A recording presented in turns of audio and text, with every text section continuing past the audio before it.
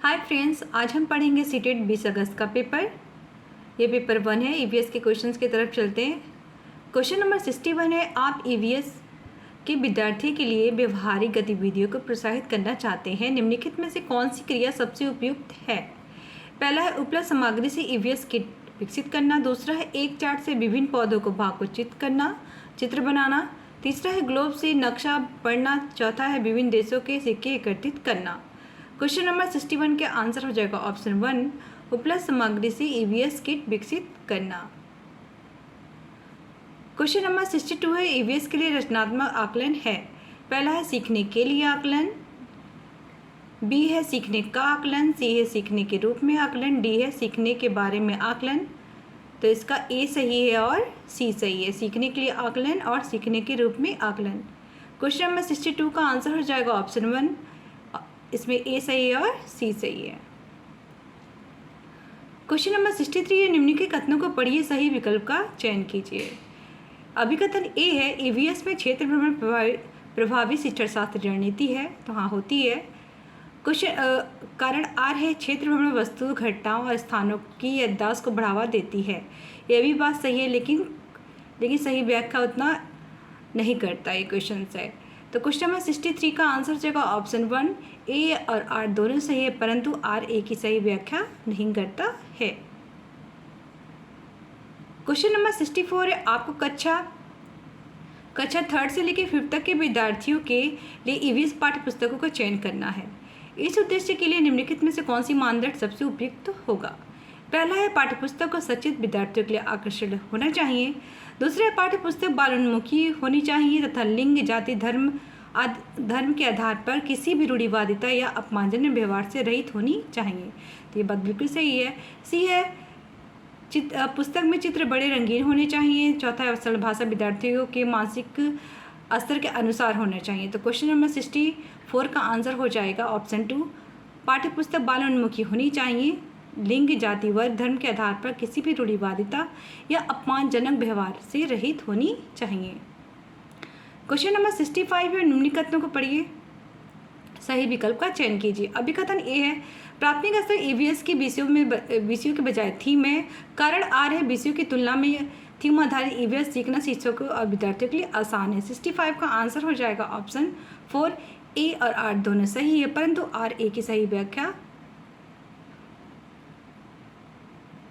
इसका आंसर, परंतु इसका आंसर हो जाएगा ये, ए और आर दोनों सही है, परंतु आर जो है ए की सही व्याख्या नहीं करता है।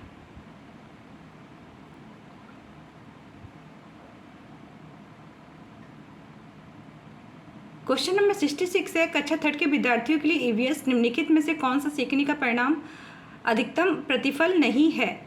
तो 66 का आंसर कौन सा हो जाएगा? ऑप्शन 4, देखे गए अनुभव किए गए मुद्दों पर आवाज़ उठाना और समाज की प्राथमिक प्रथाओं से संबंधित करना और जैसे संसाधनों के सामर्थ्य से भेदभाव।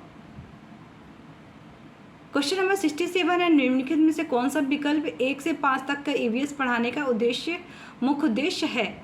इसका आंसर हो जाएगा ऑप्शन नंबर 2, विद्यार्थियों को कक्षा के अधिगम को स्कूल के बाहर के जीवन से जोड़ने में मदद करना। क्वेश्चन नंबर 68 है, श्रीमती शीतल ईवीएस के विभिन्न अवधारणाओं को समझाने के लिए प्राथमिक कक्षाओं की कहानियों में कविताओं का उपयोग करना पसंद करती हैं। उनके द्वारा कहानी कविताओं का प्रयोग का सबसे उपयुक्त तर्क है। तो इसका आंसर हो जाएगा, इसमें क्वेश्चन है, ईवीएस के पाठ्यक्रम को पूरा करना, साथ ही साथ विद्यार्थियों को स्कूल में आने से पहले उनको सुना होना। बी है विद्यार्थियों को अपनी कविताओं और कहानियों को लिखने के लिए प्रोत्साहित करना। सी है विद्यार्थियों को भाषा संस्कृति विविधता के रूप में जागृत करना। डी हो जाएगा पाठों को अधिक संवादात्मक, सुखद और दिलचस्प बनाना। क्वेश्चन नंबर 68 का आंसर हो जाएगा ऑप्शन 1, बी सही है, सी सही है और डी सही है, ऑप्शन ए इसमें रॉन्ग है। क्वेश्चन नंबर 69 है, अनीता परिवार थीम को पढ़ाने के लिए इकाई योजना तैयार करती है।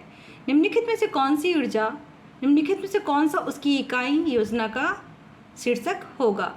तो इसका आंसर हो जाएगा 69 का आंसर हो जाएगा ऑप्शन 2, परिवार संबंध, लिंग, भूमिकाएं, व्यवसाय बदलते समय में सामाजिक सांस्कृतिक इकाई के रूप में। क्वेश्चन नंबर 70 है, एक शिक्षिका ईवीएस के शिक्षण के लिए अपने विद्यार्थियों के साथ तुल्य काटिका सिंक्रोनस संप्रेषण का चयन करना चाहती है। निम्नलिखित में से वो किसे चुनेगी? क्वेश्चन नंबर 70 का आंसर हो जाएगा option 2 video conferencing, online chat, phone call. Question number 71 है ईवीएस शिक्षण के दौरान एक शिक्षक का बयान। प्रश्न जो विद्यार्थियों को स्वयं या अपने साथियों की प्रतिक्रियाओं से उत्तर के विस्तृत करने के प्रोत्साहित करती है। क्वेश्चन नंबर 71 का आंसर जगह ऑप्शन 3 खोजपूर्ण प्रश्न। क्वेश्चन नंबर 72 है यदि थीम यात्रा रेलवे स्टेशन ईवीएस में एक सामुदायिक संसाधन के उपयोग को दर्शाता है तो निम्नलिखित में कौन से उसे पूरा करेगा? थीम भोजन। तो 72 का आंसर हो जाएगा ऑप्शन 3 कृषि फॉर्म। क्वेश्चन नंबर 73 निम्नलिखित कथनों का पढ़िए सही विकल्प का चयन कीजिए। अभिकथन ईवीएस के सीखने का अवलोकन, पहचान, वर्गीकरण आदि से संबंधित प्रक्रिया कौशल के लिए उन्मुख होने की आवश्यकता है। आर कारण है विभिन्न प्रक्रिया कौशल प्राप्त करने के माध्यम से ईवीएस के सीखने के परिणामों को हासिल करने की संभावना होती है। क्वेश्चन नंबर 73 का आंसर हो जाएगा ऑप्शन 4 ए और आर दोनों सही है, परंतु आर जो है ए की व्याख्या करता है।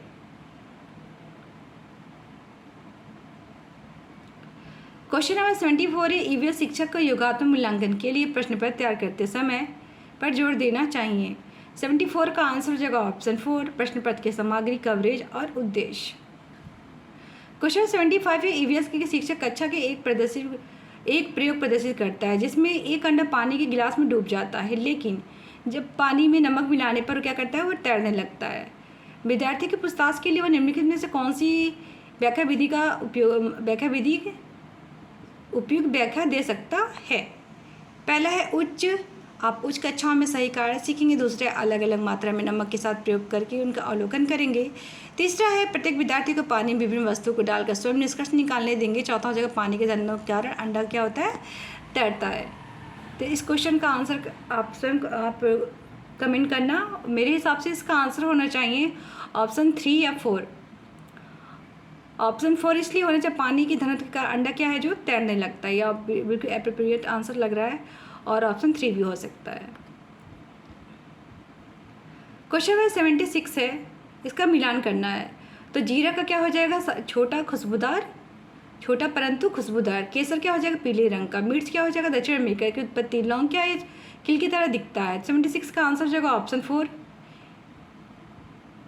क्वेश्चन 77 की तरफ चलते हैं। बंगाल की खाड़ी के तटवर्ती राज्य कौन सा केंद्र शासित प्रदेश है? तो बंगाल की खाड़ी के पास केरल भी नहीं होता, तेलंगाना भी नहीं होता, कर्नाटक भी नहीं होता है। केवल क्या इसमें ऑप्शन सही है? उड़ीसा। केवल उड़ीसा ही बंगाल की खाड़ी के आसपास रहता है। तो 77 का आंसर हो जाएगा ऑप्शन 3 उड़ीसा। क्वेश्चन नंबर 78 है जंगलों के बारे में निम्नलिखित कथनों पर विचार कीजिए। पहले कुडुख भाषा में तोरंग मतलब जंगल है, बिल्कुल सही है। झारखंड में ग्राम परिषद पंचायत लॉटरी के माध्यम से तय करती है कि परिवहन किसी को कितनी भूमि मिलेगी। सी है जंगल अधिकार कानून 2007 उन लोगों के लिए अधिकार दिलाता है जो कम से कम 15 वर्षों के लिए जंगलों में रहते हैं। 15 वर्षों के लिए नहीं होता है या 25 वर्षों के लिए होता है। क्वेश्चन डी है मिजोरम में लगभग 3/4 के लोग जंगल से जुड़े हुए हैं। तो इसमें ऑप्शन ए सही है और डी सही है, बाकी बी और सी इसमें रॉन्ग है। 78 का आंसर हो जाएगा ऑप्शन 3 ए सही है और डी सही है। क्वेश्चन नंबर 79 है 24 G/ml घनत्व 6 ml वाले आयतन वाली वस्तु का द्रव्यमान क्या होगा? तो हो जाएगा उसका 144 ग्राम। क्वेश्चन नंबर 80 है पौधे के निम्नलिखित कार्यों पर विचार कीजिए। पहला है भोजन का उत्पाद भंडारण करना, भंडारण नहीं करती है। बी है पौधों को शक्ति सहारा देना, सही है। सी है पौधों के अन्य भागों से जड़ों से जल खनिज के स्थानांतरण करना, बिल्कुल सही। बी सही है, इसमें सी सही है। क्वेश्चन 80 का आंसर हो जाएगा ऑप्शन 3, केवल बी और सी सही है। क्वेश्चन नंबर 81 निम्नलिखित में से पढ़िए, उसका सही विकल्प का चयन कीजिए। अभिकथन है दाब लगाने पर गैस आसानी से संपीड़ित किया जा सकता है।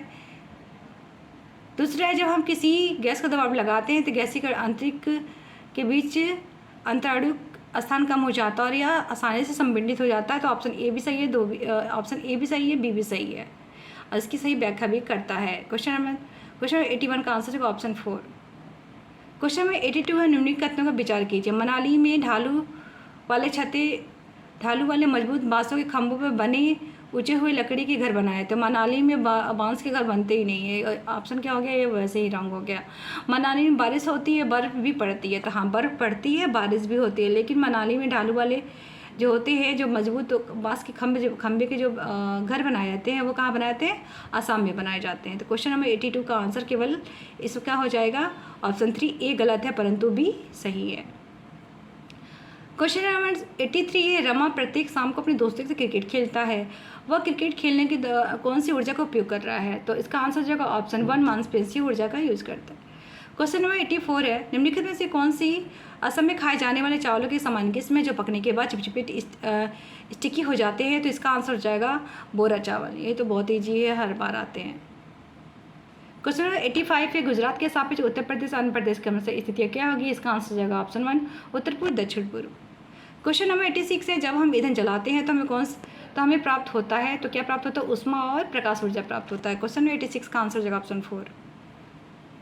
क्वेश्चन नंबर 87 है, बिहार राज्य के लोगों के लिए निम्नलिखित में से कौन सी मधुमक्खी पालन आरंभ करने के वर्ष की सर्वश्रेष्ठ अवधि चुनी जाती है? ये तो बार बार रिपीटेड क्वेश्चन है और इसका आंसर हो जाएगा अक्टूबर से दिसंबर तक। क्वेश्चन 87 का आंसर होगा ऑप्शन 3। क्वेश्चन नंबर 88 है, सांपों के बारे में कथन पर विचार कीजिए और गलत कथन को चिन्हित कीजिए। तो पहला है, जहरीले सांपों को ढसने के वाले दांत होते हैं, और दूसरा वे अपने शिकार को चबाकर खाते हैं। ये तो पॉसिबल ही नहीं है, वो चबाकर खाते ही नहीं है।